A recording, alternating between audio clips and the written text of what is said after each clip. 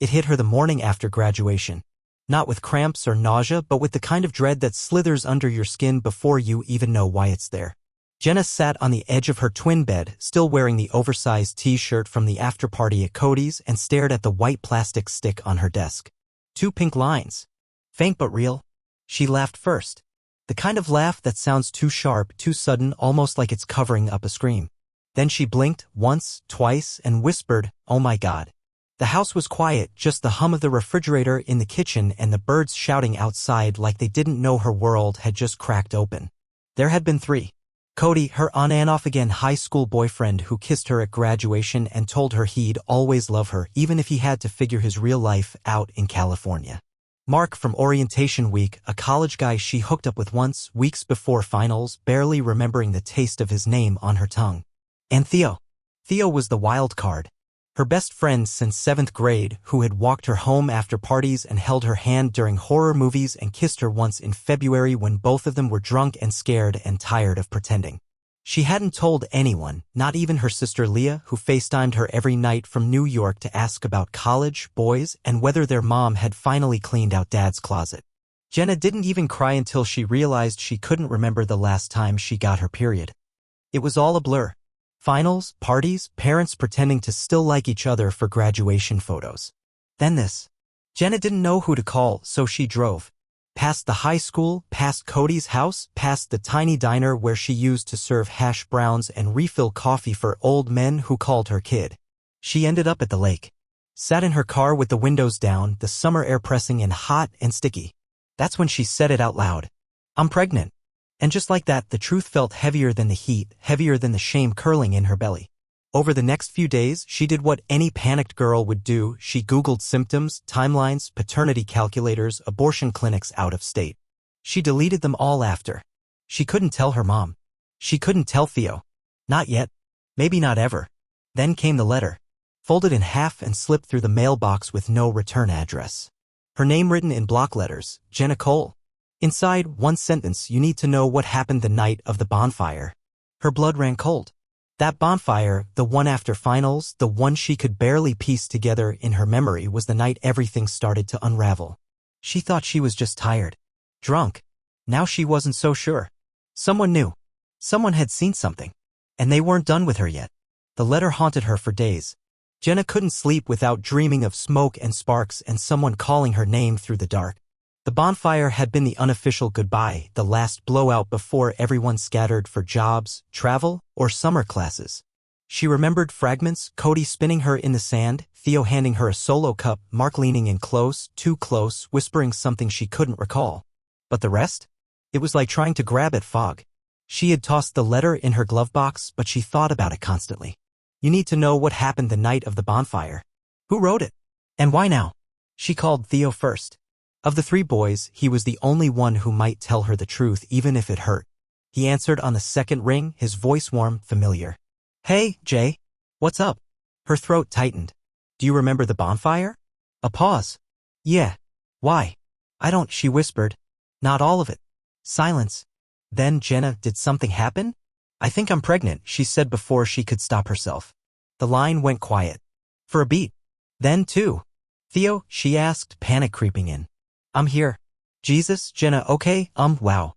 Is it? Could it be mine?" Her eyes stung. "I don't know." She heard him exhale. "Okay.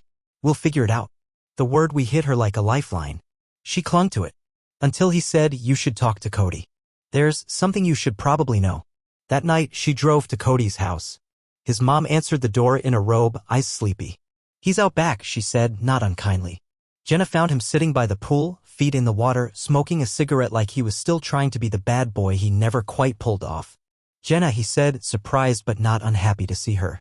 She sat next to him, staring at the reflection of the porch light on the pool's surface. "Do you remember the bonfire?" "Sort of," he said, flicking ash. "You and me, did we sleep together?" she asked. Cody hesitated. "We started to. I think. You were really out of it, so I stopped. At least, I think I did. I don't know." Her stomach flipped. "You don't know? I mean, I was drunk too," he said. "You passed out. I covered you with a blanket and left. I swear." "Jenna." She stood. "Why didn't you say something?" I didn't want to screw things up between us more than I already had. I thought it'd be easier if we just forgot. I didn't forget, she snapped. I can't forget. I'm pregnant. Cody stared, pale. You think it's mine? I don't know, Cody. That's the problem. He rubbed his face. You need to talk to Mark. Mark. He was there that night. He stayed late. I thought he left. But Cody trailed off. You're saying he? I don't know.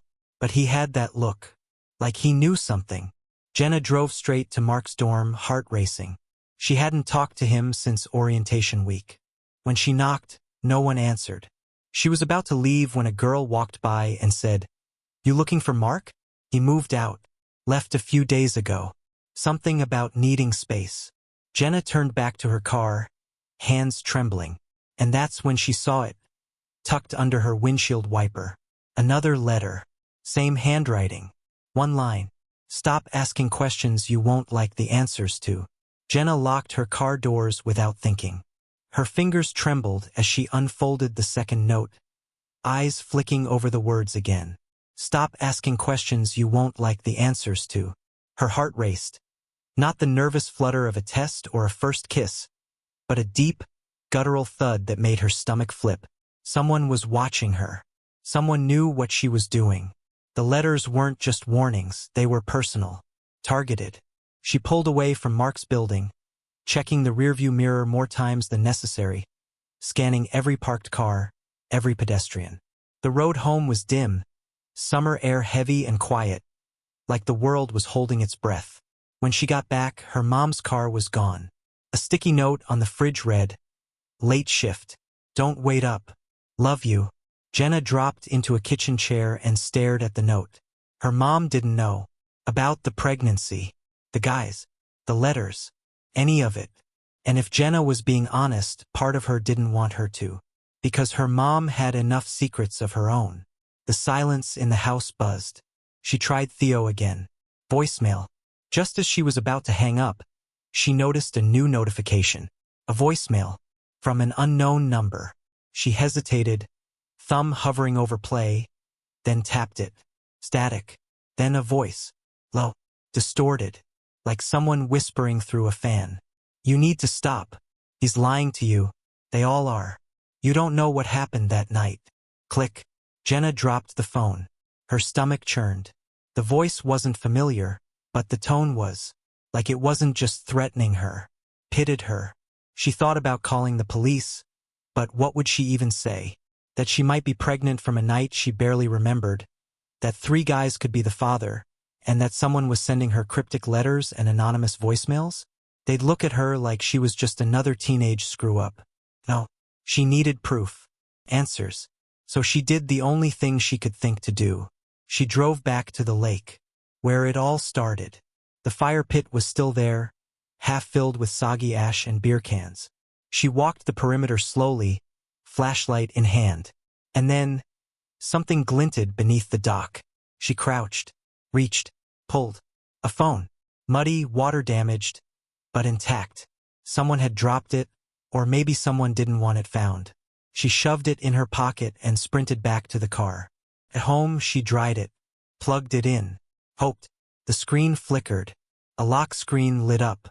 And the wallpaper? A photo. 3 people. Cody, Mark, and her. At the bonfire. Her head on Mark's shoulder. Cody making a peace sign. But it wasn't the photo that made her freeze. It was the timestamp. 3:12 a.m. The same night. Hours after she thought she left. Her heart pounded. She hadn't been home when she thought. Which meant something happened in those missing hours. Something none of them had told her. Suddenly, the phone buzzed. A message popped up on the lock screen. No name, just a number. The message read, You were awake for more than you think. She couldn't move. The message blinked at her from the screen. You were awake for more than you think. Her hands hovered over the phone like it might detonate. This wasn't just a prank or guilt trip. Someone knew something she didn't, and they were playing a game. She took a deep breath and tapped the screen. Locked. 4-digit passcode. She tried the obvious Mark's birthday. Cody's. Her own. Nothing. Then she remembered something. Theo used to joke that Mark was obsessed with his jersey number. She typed 1123. The screen unlocked. Her breath caught in her throat. Photos, messages, and one video, taken at 3:14 a.m. The file loaded slowly, buffering in the way that only a broken, dirty phone can buffer, jerky and erratic. The first frame was dark, grainy. Firelight flickered in the distance. Then it came into focus. A figure stumbling across the sand. Jenna, laughing, slurring. Then Mark appeared, wrapping an arm around her. "You okay?" he asked. She nodded, but her eyes looked glassy, unfocused. "You sure?" he asked again. Then the camera jostled, like someone was adjusting it from a pocket or a hand. "She's fine," another voice said. "Cody." She said she's fine. Jenna felt the air drain from her lungs. She didn't remember any of this. The video panned briefly as the fire grew smaller in the distance. Then the worst part. Someone, maybe Mark, murmured, "We probably shouldn't." A pause. "We already did," someone else replied. The screen went black. She dropped the phone like it burned her. Her throat felt tight, dry. There were voices. There was video. And she couldn't remember any of it. Not fully. Not clearly. But if she'd been awake, if she'd been conscious, then why didn't she stop it? Or maybe she couldn't. She stared at the blank screen, a wave of nausea rolling through her. She wasn't just afraid anymore. She was furious. Furious at them, at herself, at how quickly everything had spun into chaos. She took the phone and drove to Theo's house. He opened the door in gym shorts, wiping sweat off his forehead. "What's going on?" he asked, startled. She held out the phone. "Does this look familiar?" Theo's eyes narrowed. He took the phone, watched the video. His expression shifted: shock, then guilt, then something Jenna couldn't place. "Where did you get this?" he asked. "Found it under the dock. That night." He hesitated. "I left early. I didn't know any of this happened." "But you knew something," she said. "You told me to talk to Cody. You knew he lied." Theo looked away. "Because I saw him kissing you that night. Then he left. But Mark didn't. I stayed longer than I said. I saw Mark go into the tent after you. I thought you were both into it. I wasn't. I don't even remember being there that late." Jenna swallowed hard. "I think something happened. Something I didn't agree to." Theo stepped back, rubbing his face. "Jesus, Jenna? I need to know the truth," she said. "All of it." He hesitated. "There's one more thing. I didn't want to tell you before. But that morning, when I woke up, there was blood on your jacket." Her blood turned to ice. "What?" "I thought maybe it was nothing. Maybe you fell or—" "I wasn't hurt," she whispered. "Not that I remember." Theo's face paled. "Maybe that's the point." At that moment, Jenna's phone buzzed again. A new message. Same anonymous number. Just 3 words: "You're getting close." Jenna stood in Theo's driveway long after he'd gone back inside. The darkness around her feeling sharper now, more alive. "You're getting close." That message repeated in her head like an echo she couldn't quiet. She should have been terrified. Instead, she felt electric. The truth wasn't buried anymore. It was close enough to touch. She drove to the clinic the next morning. No more stalling. No more waiting on someone else to tell her what to do. The nurse was kind, efficient. The test was positive. Again. This time, there was no room for doubt. Jenna stepped outside into the blinding sunlight with her hand on her stomach and a lump in her throat that had nothing to do with fear. She wasn't just chasing answers anymore. She was choosing something.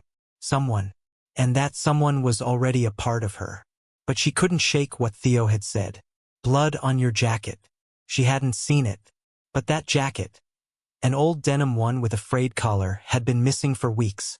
Maybe since the bonfire. She dug through her closet, laundry baskets, even the trunk of her car. Nothing.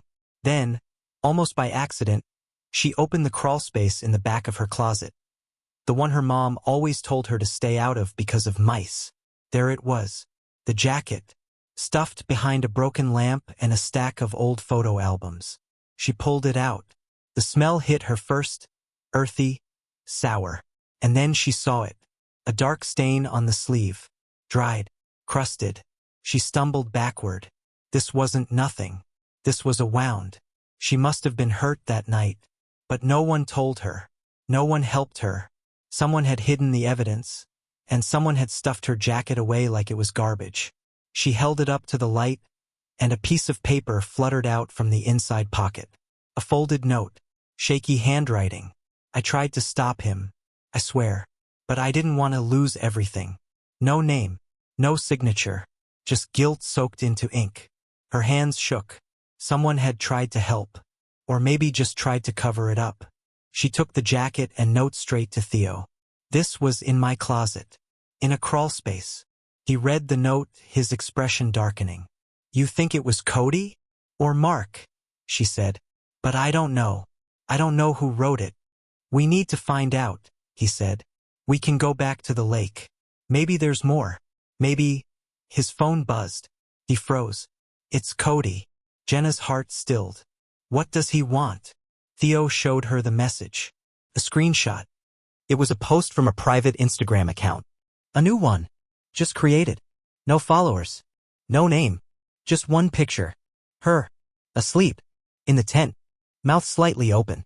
Head turned. And beside her, Mark. Shirtless. Leaning over her. Looking at the camera. Smirking. Jenna felt her knees go weak. Oh my God. The caption underneath was short. Truth hurts. Jenna turned away. Someone's leaking this. Whoever sent that message, they're not warning me anymore. They're watching me. Theo stood frozen. Do you want to call the cops? She didn't answer right away. Her whole life, she'd been told what not to do. What would make things worse? What would ruin reputations, boys' futures, families? But this was hers now. No, she said. I want to finish what I started. The next day, Mark showed up. At her house. Shirt clean. Smile easy. Like nothing had happened. Hey, he said. Heard you've been asking about me. I found a video, she said. And a photo. Of us. That night? Mark's smile faltered. I don't know what you think you saw, don't lie to me again. Her voice was steel. I found the phone. The one you dropped at the lake. He went pale. You don't know what you're talking about. You drugged me, she said. Didn't you? And then he laughed. Cold. Cruel. You think it matters now? You're already a mess. You think anyone's going to believe you after this? She stared at him. Her voice barely a whisper. I'm pregnant. Silence. He blinked. Once. Twice. Not mine. How would you know? She asked. Unless you knew what you did that night. He opened his mouth. Then stopped. And then his face changed, calculating, like a mask slipping. You don't want to do this. She stepped forward. I already did. Mark didn't flinch. He stared at her like she was a puzzle missing one piece, like he still thought he had the upper hand. But something had shifted in Jenna. She wasn't the girl who cried in her car or Googled her way through fear anymore. She was standing 10 feet from the guy who tried to erase her, and she didn't feel small. Not anymore. You should leave, she said quietly. Mark tilted his head. And if I don't? Behind her, the screen door creaked. Theo. He didn't say a word, just stepped forward, his face hard, his posture tense. Mark clocked it immediately. Wow, he said. So it's you now? She's letting you play the hero. Leave, Theo said. Mark scoffed, stepping back. You two are pathetic. No one's going to believe any of this. Jenna reached into her back pocket and pulled out her phone. You're right. But they'll believe a confession. She hit play. The voice recording app lit up. Mark's voice from just minutes earlier, you don't want to do this. I already did. And most importantly, his slip, not mine. The cops already have a copy, she lied. So either you walk away now and let us finish this cleanly or you get picked up tonight. Mark's expression cracked, just for a second. Then he smiled. You're bluffing. But he turned anyway. Walked away slow. Then faster. And didn't look back. Theo turned to her. Did you really send it to the cops? Not yet, she said. But I will. After I talk to my mom. You sure? No, she admitted. But I'm tired of secrets. Later that night, her mom sat at the kitchen table, silent, staring at the pregnancy test Jenna had placed between them. For a moment, Jenna thought she might walk away. Or yell. But then her mom did something she hadn't done in a long time. She cried. Not angry tears. But the quiet kind. The kind that made Jenna realize her mother had been carrying things too: mistakes, regrets, silence. "You're stronger than me," her mom said. "I would have hidden." "You're not hiding." Jenna leaned in. "I don't want to. Not anymore." Over the next week, things changed. Jenna went to the police.